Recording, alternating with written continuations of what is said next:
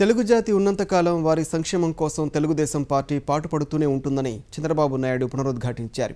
ఎన్టీఆర్ భవన్లో పార్టీ ఆవిర్భావ వేడుకల్లో పాల్గొన్న ఆయన కార్యకర్తల సంక్షేమే ధ్యేయంగా మరింత ముందుకు పోతున్నామన్నారు. భౌగోళికంగా 2 రాష్ట్రాలుగా విడిపోయిన తెలుగు వారంతా ఒక్కటేనని ఆయన అన్నారు. ఈ కార్యక్రమానికి 2 రాష్ట్రాలకు చెందిన ముఖ్య నేతలు హాజరయ్యారు.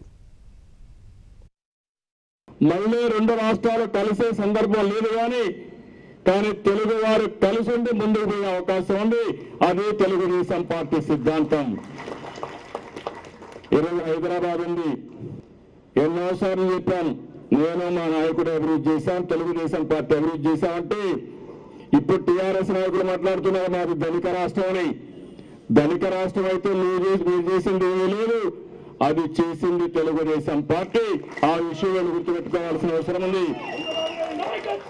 నేను గర్వంగా, ఎందుకంటే ఈరోజు హైదరాబాద్ లో, తెలంగాణలో, ఆంధ్రప్రదేశ్ రాష్ట్రాల్లో ఎక్కడికి పోయినా ఎక్కడ అభివృద్ధి జరిగినా అది తెలుగుదేశం పార్టీ ముద్ర తప్ప ఈ దొంగ కాంగ్రెస్ నాయకులు ఇప్పుడు వచ్చిన టీఆర్ఎస్ పార్టీ ఏమీ చేయలేదు.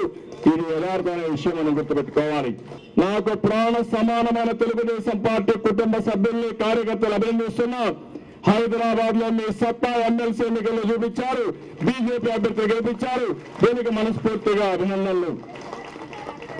తెలుగుదేశం పార్టీ కన్నెర్ర చేస్తే, కార్యకర్తలు రోడ్డు మీదకి వస్తే మనల్ని తట్టుకునే శక్తి ఎవరికి లేదు. అది తెలుగుదేశం పార్టీ శక్తి.